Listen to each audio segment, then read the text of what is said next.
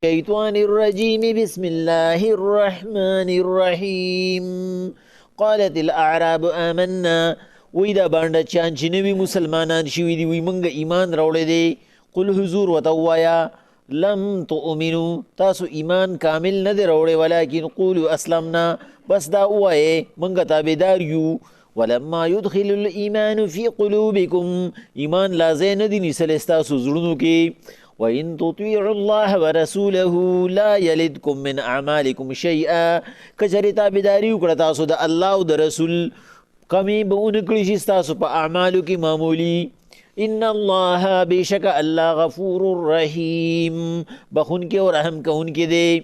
انما المؤمنون الذين آمنوا بالله ورسوله بشک مؤمنان اصلي هغه کسان دي چې ایمان وروړي د زړه نه په الله او په رسول باندې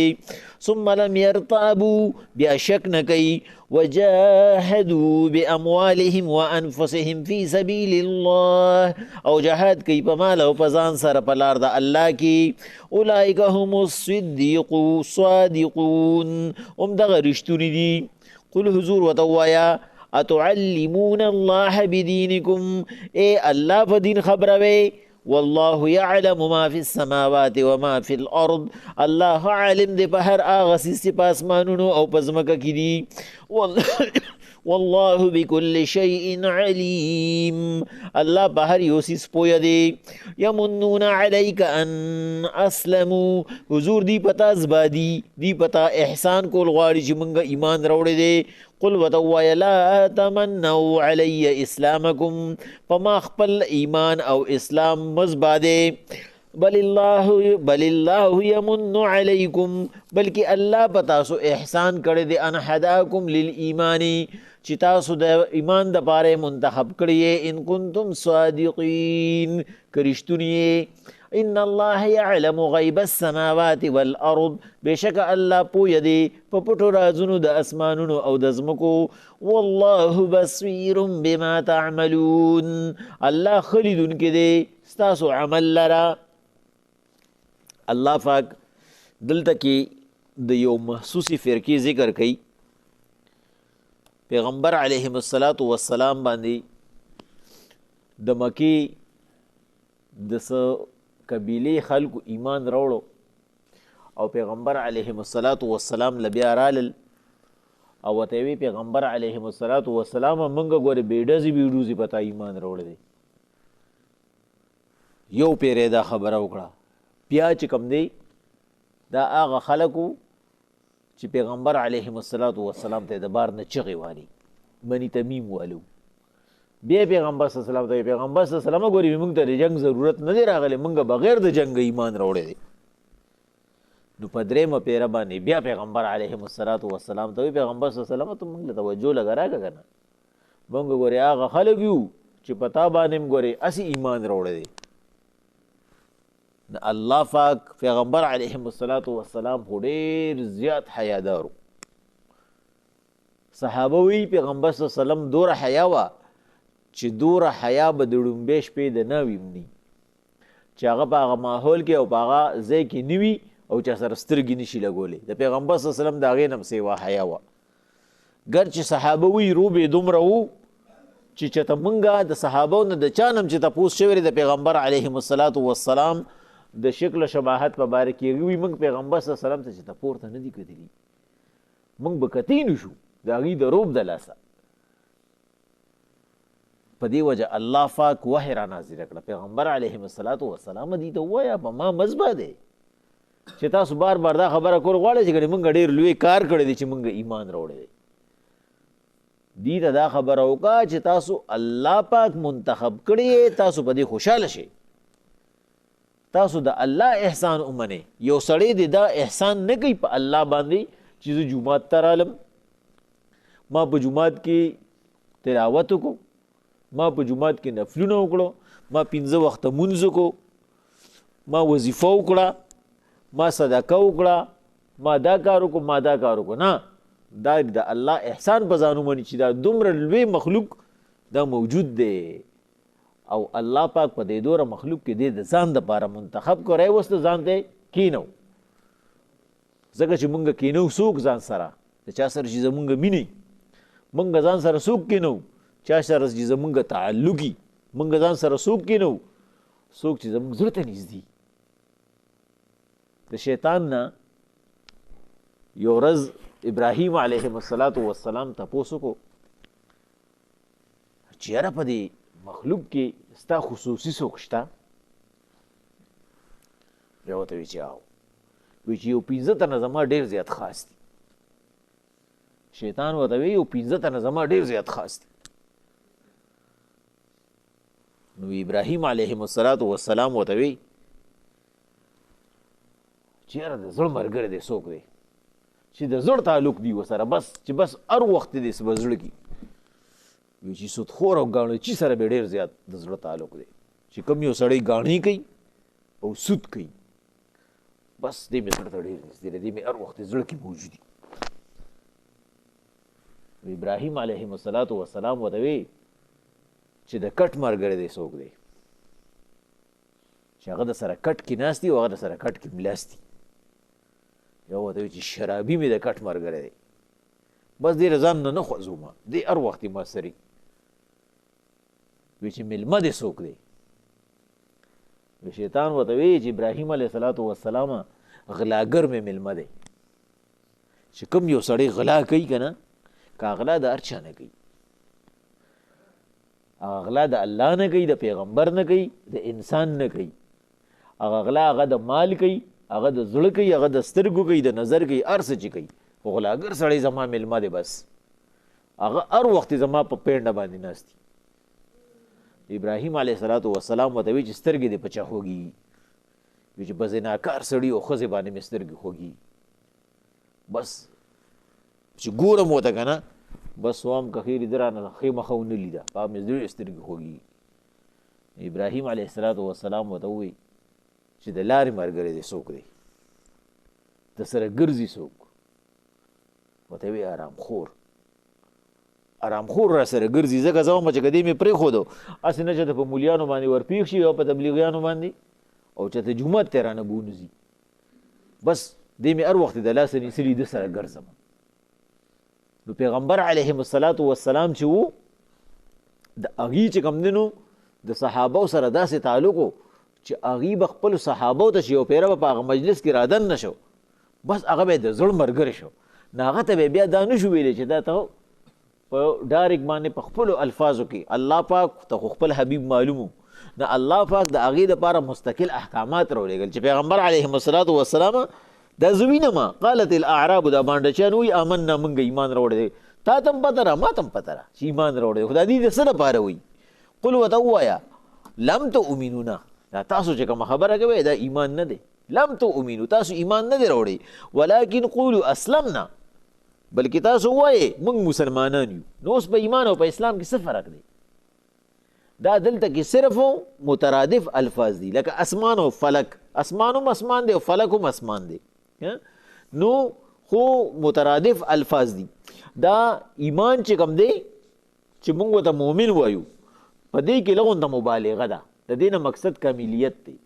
او د اسلام نه مقصد هغه کلمه ویل دي چې یو د کلمې مسلمان دی یو په کلمې باندې عمل کوونکی دی د الله پاک وایي حضور ته دې ته وایي لم تؤمنو تاسو ایمان نه دی راوړی یعنې دا کلمه مو زړه ته نه ده ګوز شوې لکن قولو اسلمنا بلکې تاسو وایئ چې موږ مسلمانان یو یعنې موږ کلمه ویلې ده تاسو د کلمې د وینا مسلمانان یې په کلمه د عمل کولو لا نه یې ولما يدخل الايمان في قلوبكم الله په خپله تفسیر قرآن بالقرآن کوي چې څه مقصد شی د دې خبرې لا ایمان ستاسو زړه ته ورګوز شوی نه دی کنی بیا د دې خبرو ضرورت نه وان تطيعوا الله ورسوله لا يلدكم من اعمالكم شيئا کچری تاسو تابعداري کوئ د الله او د رسول ستاسو په اعمالو کې به څه کمی رانشي تاسو ته به د دې خبرو اړو ضرورت محسوس نشي چې تاسو د الله او د رسول خبرې ته غوږ کېدئ تاسو لا خپل ځان په دې باندې اثبات دی نه چې موږ له پسې کې عیسه وکړه ان الله غفور رحیم بشک الله بخون کې او رحم کوونکی دی انما المؤمنون الذين امنوا بالله ورسوله ثم لم يرتابوا کامل مؤمنان هغه دي چې ایمان وروړي په الله او په رسول باندې او بیا شک نه کوي د هغې په خبرو کې دا ولي ځکه چې منافقانو ته به ویلي شو د پیغمبر صلی الله علیه وسلم محفل ته راشي مخکې سورې منافقین کې پوره تفصیل راشي ته پیغمبر صلی الله علیه وسلم محفل ته راشي کښېنې د زړه نه چې کوم دی نو کلام واورئ هغوی به وي یاره مونږ ناست نه یو مونږ اورو نه څه کوې په دې اوږو باندې راله سوروې یعنی د هغې هغه ناسته به څه وه د نام نمود دپاره به وه که نه نو هغې باندې به دا خبرې بدې لګېدې چې تاسو ولې مونږ ته داسې وایې چې راشئ واورئ خبره یې کښېنئ او په زړه باندې د زړه په غوږ یې واورئ بیا نور څه وکړو خو بس دغه یو خبره باندې ده چې په اوږو باندې راسور کړو نو الله به هغوی پیغمبر علیهم السلام دې ته ووایي چې په اوږو م تر څو سور کړی نه دی تر هغې ستاسو ایمان کامل نه دی لم یرتابو چې تاسو پکې شک ونه کوئ وجاهدو باموالهم وانفسهم او جهاد وکئ په مال سره او په ځان سره تاسو د الله په لار کې خرچه وکئ خو ستاسو په هغه خرچه باندې زړه ښکته پورته نه شي لکه ابوبکر صدیق به چې څنګه پیغمبر علیهم السلام ته وی چې حضور زه وامه چې ستا چې کوم دی نو په ما باندې دومره ډېر اعتماد راشي چې زما ته د وینا نه بغیر ته زما جیب ته لاس کې زما جیب کې چې څه یې تېراوالې ویې لګي داسې خرچه وکړي چې زما په مال کې زما د وینا ضرورت نه زما نه د تپوس ضرورت نه اولئک هم الصادقون الله وی دک رښتونی دي چې هغوی خپل مال خپل ځان خپل اولاد هغه د الله د رضا دپاره وقف کړي هغوی صرف د الله رضا کې مقصدي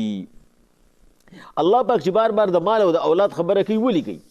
په دې وجه کوي چې بعضې وخت کې د مال او بعضې وخت کې اولاد هغه د انسان دپاره ذریعه د الله پاک د لرېوالي جوړه شي لکه د هجرت په وخت کې چې کله د مکې نه هجرت کېدو ډېر صحابه داسې وو چې هغوی ته بیبیانې په ژړا شوې دلته ګرانه مال حال پاتې کېږي او دلته ګرانه بچي پاتې کېږي او لوڼه رانه پاتې کېږي د پلار کور رانه پاتې کېږي هغوی پاتې شو چې لږه موده پس ورته پته ولګېده چې د هجرت څومره لوی مقام دی بیا تله الله وی نه اوس تاسو نه هغه وخت تللی دی هغه چې په اول کې کم کسان لړو د هغوی جدا حیثیت و اوس خو چې کم دی نو هغه د لیدلو نالیدلو خبره شوه د بهلول هغه خبره شوه چې دغه چې کم دی نو زبیدې دی نه هغه محل واغسته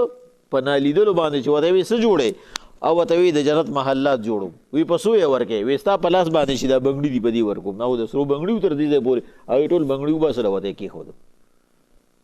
هارون رشید ورته یې لیونی سړی دی مړی ته لا لیونی د شپې خوب ولیدو هارون رشید چې کوم دی نو هغه مخامخ یو محل دی او په هغې باندې زبیده لیکلی دی دی ورته ورځي فرشتو را وروسته کو ورته وی دا ستا د کور والا دی ستا نه دی ورته وی چې زما د کور والا دی خو زما په حق دی ورته وی نه په جنت کې د بل چا حقونه ني په جنت کې چې چا یو شي بس هغوی چې راویښ شو بهلول پسې لړو ورته وی نیمه بادشاهي دله در کوم محل را باندې را خرڅ که هغه ورته وی لیدلې نه لیدلې نه کېږي وی هغه د نالیدلو معامله وه وی دا د لیدلو معامله ده نو الله پاک وی پیغمبر علیهم السلام چې دې چې کوم د لیدلو او د نالیدلو نه کېږي نو چې کوم یو انسان هغه د الله پاک په نسبانې د الله پاک په لار کې خرچه وکړي او د زړه د اخلاص یې وکړي ابوبکر خرچه کوله د زړه د اخلاص یې کوله په دې وجه قیامت پر ورځ باندې به الله پاک غوسم پیغمبر صلی الله علیه وسلم په ابوبکر صدیق باندې هغه چې کوم دی نو یخی چې په لومبي ځل باندې به الله پاک چې کوم دی نو پیغمبر علیهم السلام ته وایي چې یرفع رأسه یا محمد ارزه کې ورته یا ایها النبی یا ایها الرسول وي او هلته کې به ورته محمد څه وي دا د غوسې الفاظ دي چې یو سړي ته ته نوم ولې سر دې اوچت کا محمد او سر دې اوچت کا کله چې کوم دی نو یاره خوف شي او حساب کتاب نه شروع کېږي چې پیغمبر صلی الله علیه وسلم سر اوچت کې څه وی خدای حساب کتاب شروع کا کس دې رامخ کې کا پیغمبر صلی الله علیه وسلم به ابوبکر صدیق رامخ کېږي ولې پیغمبر صلی الله علیه وسلم وی که د دې اسمان د ستورو عمره د چا عمل شي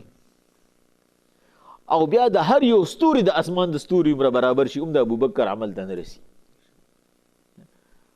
ځکه چې هغه زما ملګری دی پیغمبر صلی الله علیه وسلم ورته ملګری وي او چې کوم ځای کې پیغمبر صلی الله علیه وسلم خبره کوله نو پیغمبر صلی الله علیه وسلم به وي ابوبکر عمر او علي ما سره ابوبکر او عمر ما سره ابوبکر ما سره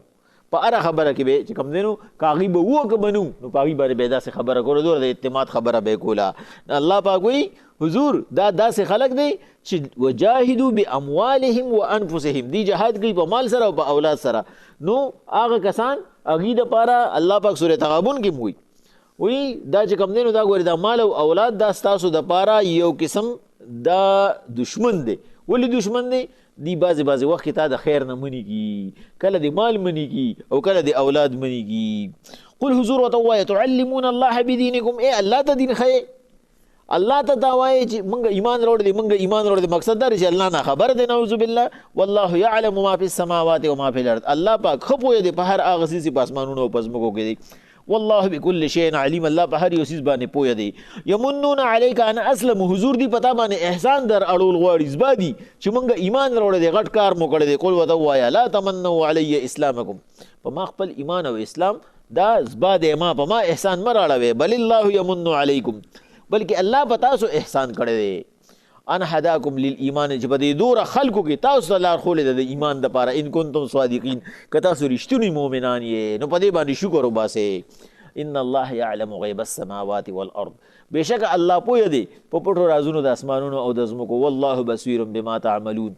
الله ستاسو په عمل باندې لیدونکی دی. نو تاسو عمل کوئ، په اعتماد سره عمل کوئ. که تاسو په عمل کې اخلاصي نو خود به الله پاک د هغې بدلې تاسو له درکوي. بسم الله الرحمن الرحیم.